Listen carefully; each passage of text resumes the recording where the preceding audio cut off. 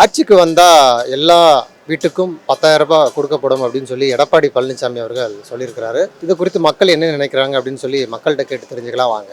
அவர் ஆட்சிக்கு வந்தால் ஏற்கனவே 5 ஆண்டு காலம் வந்து தமிழ்நாட்டில் முதலமைச்சராக இருந்தார். மக்களுக்கான எந்த ஒரு இதுவுமே பண்ணலை. ரெண்டாவது வந்து இப்போ திமுக தேர்தல் அறிக்கையில் வந்து மகளிருக்கு வந்து 1000 ரூபா கொடுப்போம்னு சொன்னதில் வந்து அதெல்லாம் கொடுக்க முடியாதுன்னு ஏளனமாக பேசினார். இப்போ வந்து இப்போ அவர் வந்து ஆட்சிக்கு வரப்போகிறதில்ல, அவர் 10,000 ரூபா கொடுக்க போகிறதும் இல்லை. இப்போ காலையில் தேர்தல் அறிக்கை வந்து ஒரு அரசியல் கட்சி வந்து தேர்தல் அறிக்கை எப்போ வெளியிடுவாங்க? தேர்தல் நேரத்தில் வந்து ஒரு தேர்தல் அறிக்கையை மொத்தமாக வெளியிடுவாங்க. அதுதான் வந்து இது. ஆனால் இவர் வந்து ஒவ்வொரு நாளைக்கும் ஒரு தேர்தல் அறிக்கை. இவருக்கு வந்து ஆட்சிக்கு வர முடியாது, அதனுடைய தோல்வி பயத்தினால ஒவ்வொரு நாளும் ஒவ்வொரு தேர்தல் அறிக்கையாக சொல்கிறாரு. இது எந்த விதத்தில் இவர் 10,000 ரூபா அவர் வந்து கொடுக்க முடியும்? எதுவுமே பண்ண முடியல. அவர் ஏற்கனவே சொன்னது அவங்க தேர்தல் அறிக்கையில் ஒன்றுமே செய்யலை அவர் ஆட்சியில், சரிங்களா? அதனால் வந்து இந்த தடவை வந்து காலையில் சொல்கிறாரு, சாயங்காலம் வந்து என்ன ஒரு அறிக்கை கொடுக்குறாருன்னா, நான் வரிகளை வந்து வரிகளை உயர்த்தி அதில் கிடைக்கக்கூடிய வருவாயை வச்சு நான் வந்து 10,000 ரூபா கருணை தொகை கொடுப்போம்ன்றார். இது என்னது? மக்கள் அதை நம்பி ஓட்டு போட வாய்ப்பு. அதெல்லாம் மக்கள் வந்து நம்பி இவரை நம்பி இனிமேல் வந்து ஓட்டு போட மாட்டாங்க.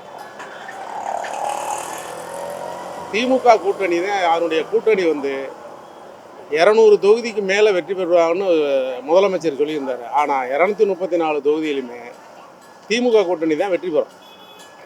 இவர் வந்து தமிழ்நாட்டில் வந்து முதலமைச்சராக வரவே முடியாது.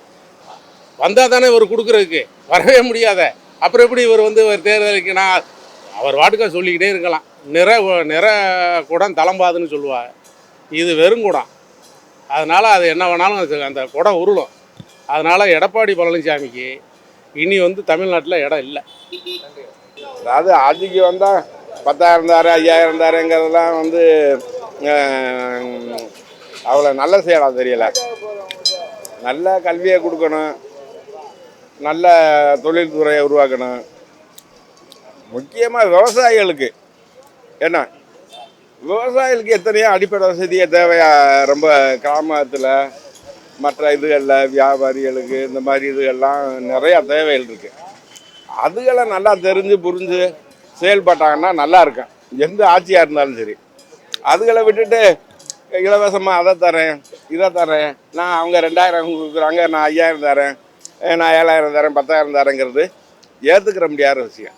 அது நல்ல செயல் கிடையாது, நல்ல ஒரு ஆட்சியாளரும் கிடையாது. இதுகெல்லாம் எப்படியாவது வெறித்தனமாக ஆட்சிக்கு வரணும். நான் கூட ஏடிஎம்க்கு தான். அவர் எங்கள் ஆளு சொல்கிற பழனிசாமி தானே சொன்னார் சொல்கிறீங்க.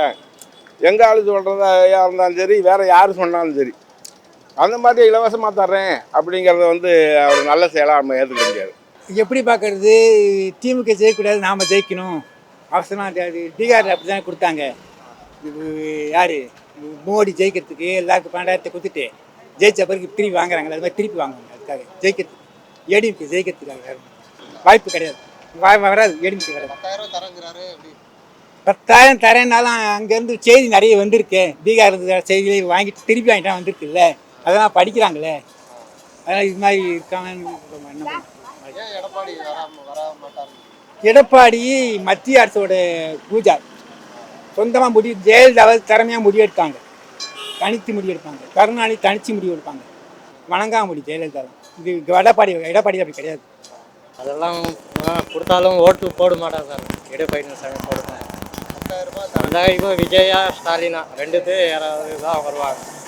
அதெல்லாம் ஏமாத்தினேன், மோடி சொல்லி ஏமாத்தினேன். இந்த கொரோனா இருக்குது ஓடுறவே மாட்டாங்க. காசு கூட கொடுத்துட்டா ஓட்டெல்லாம் ஜெயிக்க மாட்டாங்க. அவருக்கு ஏற்கனவே எப்படி செஞ்சிருக்க மக்களுக்கு தெரியும், போடுறது சான்ஸே இல்லை. இல்லை, அது மாதிரி வாய்ப்பு குறைவு. அதை விட இந்த தரம் வந்து பணம் வாங்கினாலும் வாங்கினவங்களுக்கு போடணுங்கிற எண்ணம் யாருக்கும் வராது. ஏன்னா பணம் அதிகமாக புழக்கம் இந்த மாதிரி இது இருக்குல்ல, பணம் வீணான முறையில் வருது, தவறான முறையிலங்கிற எண்ணம் நினைக்கிறாங்க. அதனால் பணத்துக்கான ஓட்டு அதிகம் இல்லை. அது ஒரு 20% தான் அந்த மாதிரி எண்ணம் இருக்கும், மற்றபடி அதிகமாக இல்லை. அந்த பார்ப்பில் தமிழ்நாட்டுக்கு அதாவது திட்டங்கள் நல்லதாக இருக்கணும், அது பயனாக இருந்தால் தான். அது இல்லைன்னா எடுக்கணும். வாக்குறுதி வளர்ச்சியான வாக்குறுதியாக கொடுத்தாங்க கண்டிப்பாக ஓட்டு போடுவாங்க. இது வந்து பொருளாதார வீழ்ச்சிக்கு ஒரு அடிப்படை. அதான் ஏழை மக்களுக்கு அது ஒரு பெரிய இதாக இருக்கும், நல்லதாக இருக்கும். மற்ற அதுக்கு மேலே உள்ளவங்களுக்கு வந்து அது நல்லா இருக்காது. இருந்தாலும் வளர்ச்சி திட்டங்களை வந்து கொண்டு வந்தால் நல்லாயிருக்கும் யாராக இருந்தாலும். அது எக்ஸலண்ட் வந்து நான் எதுவும் சொல்ல முடியாது. அவர் கொடுத்தாதான் நான் சொல்ல முடியும். இப்போ இந்த ஹோட்டலில் போய் ஒரு 5 இட்லியை வாங்கிக்கோன்னு சொன்னால் வந்து அது கொடுத்தாதான் வந்து சொல்ல முடியும். அது கொடுக்கலாம் நீங்கள் வந்து சொல்லிட்டு போயிருவீங்க, அது கொடுக்கலாம் வந்து அது எக்ஸலண்ட். பீகார்ல 10,000 கொடுத்து நிதிஷ்குமார் இல்லை அது பீகாரில் கொடுத்தது வந்து அது வேற. ஆனால் தமிழ்நாட்டில் வந்து இங்கே பீகார் மாநிலத்தினுடைய நிலைமை வேற, தமிழ்நாட்டு மாநிலத்தினுடைய நிலைமை வேற. ஆனால் இவர் என்னதான் வந்து தேர்தல் அறிக்கை பொய்யான அறிக்கையை கொடுத்தாலும் தமிழ்நாட்டில் இனி ஒருபோதும் வந்து அதிமுக ஆட்சி வராது. என்னைக்கு ஒரு பாரதிய ஜனதா கூட்டணியோட போய் ஆட்சி அமைச்சாரோ, கூட்டணி அமைச்சாரோ, அதனால் இனிமேல் வந்து அவர் வெற்றி பெறுவதற்கு எந்தவித வாய்ப்பு சாத்தியக்கூறும் இல்லை. ஆனால் ஒரு 10,000 ரூபாயெல்லாம் கொடுக்க முடியாது. இது பொய்யான தேர்தல் அறிக்கை, அதெல்லாம் வேஸ்ட். அதெல்லாம் கொடுக்கவே முடியாது. அதே வரியை போட்டு கொடுப்போம்னு சொல்கிறாரு. இது என்ன, ஏன் வரியை போட்டு கொடுக்குறாரு? வரி உயர்ந்ததுனால மக்கள் கஷ்டப்படுறாங்க. இல்லை, வரி உயர்ந்தனால திமுக ஆட்சியில் வரியை உயர்த்திட்டாங்க, அது பண்ணிட்டாங்க, இதை பண்ணிட்டான்னு கூவுனாரு. இப்போ அவரே என்ன சொல்கிறாருன்னா, காலையில் ஒரு அறிக்கை சொல்கிறாரு, சாயந்தரம் ஒரு அறிக்கையை சொல்கிறாரு. நான் வந்து விலைவாசி வரிகளை உயர்த்தி பல வழிகள் இருக்கான் வரியை உயர்த்துறதுல, அதில் உயர்த்தி அதில் கிடைக்கக்கூடிய வருவாயை வச்சு ஒரு கொடுப்பாராம். இது எப்படி இதுக்கு ஒரு வரப்போகிறது இல்லை, பொய்யான அறிக்கை அது. அது முழுக்க அதை மக்கள் ஏற்றுக்கிற முடியாது. ஓட்டு போடுவாங்களா? ரூபாயை வாங்குவாங்க, ஓட்டு போடுறவங்க தான் போடுவாங்க. ஓட்டு போடுவாங்களா மக்கள்? அந்த மாதிரிலாம் யாரும் போட மாட்டாங்க. அந்த மாதிரிலாம் அது ரூபாய்க்காக அதெல்லாம் போடுறதுலாம் ஆள் கிடையாது. போட்டு ஜெயிக்க வச்சாங்க, அதே மாதிரி ஜெயிக்க வைப்பாங்க. அந்த மாதிரிலாம் போட மாட்டாங்க. இப்போ நாங்கள்லாம் கட்சிக்காரங்க இருக்கோம்னா கட்சிக்காரங்க தான் போடுவோம். ஏன்னா ரூபாய் கையில் கொடுத்து வாங்குறாங்க, ஓட்டு போடுறதுக்குன்னு கையில் வாங்குறாங்கல்ல. ஆகா இவங்ககிட்ட ரூபா வாங்கிட்டோம், அன்றைக்கி 10,000 வாங்கிட்டு அவங்களுக்கு ஓட்டு போடுவோம் அப்படின்ட்டு வேணா மனசாட்சிக்கு போது தான் ஓட்டு போடுவாங்க. நான் ஆட்சிக்கு வந்தால் 10,000 கொடுப்பேன், எனக்கு ஓட்டு போடுங்கன்னா அதை நம்பி யாரும் செய்ய மாட்டாங்க. அதை எதிர்பார்க்குற விஷயமா அவங்க அந்த சொல்லியிருந்தாங்கன்னா அது நல்ல விஷயம் கிடையாது. ஆமாம், கையிலே கூட 10,000 கொடு, 20,000 கொடு, ஒவ்வொரு ஆட்சியாளர் ஏழை எளியதுக்கு போய் கொள்ளையடிச்சு வச்சுருக்க பணத்துக்குள்ள பூரா கொடு. எல்லா பேரும் கழுதையில் வர்றாங்க, குழுதையில் வர்றாங்க. இங்கே பார்த்தா பெரிய கோடீஸ்வரன் ஆகிடுறாங்க. உலக லெவலில் வெளி மாநிலம் வெளிநாட்டு இதுகளில் பூரா சொத்து வாங்கிட்டு நான் அதை செய்கிறேன்னா சுத்தமான ஆட்சியாளருங்கிறாங்க. என்ன தான் உழுதுகிட்டே இருக்கோம். இதை தறி அடிக்கிறவங்க அடிச்சுக்கிட்டே இருக்கான், ரிக்ஷா ஓட்டுறவங்க ஓட்டிக்கிட்டே இருக்கான், கழுதையை மேய்ச்சிக்கிட்டே இருக்கும், குதிரையை மேய்ச்சிக்கிட்டே இருக்கான். நீந்தாரி கொடி கட்டி மறந்துக்கிட்டு இருக்கா. நல்ல ஒரு ஆட்சியாளரை வர கற்றுக்கங்கப்பா, நல்ல ஆட்சியாளராக வர கற்றுக்குங்க. அதுதான் நாட்டுக்கு நல்லது, உங்களுக்கு நல்லது. நல்லா செஞ்சால் நல்லா இருப்பீங்க. அதை பார்த்து அவர் வந்து மோடி பேச்சு கேட்டு எவ்வளோ சம்பாதிச்சாங்க தெரியுமா? முன்னே வந்து ரொம்ப சம்பாதிச்சுட்டாங்க. எவ்வளோ பேர் அது காசு இல்லாமல் எவ்வளோ பேர் அந்த இன்ஜெக்ஷன் வாங்காமல் இறந்துட்டாங்க எவ்வளோ பேர். அதுக்கோசரம் தான் எடப்பாடி சாமிக்கு வந்து ஓட்டு மறுக்கிறாங்க.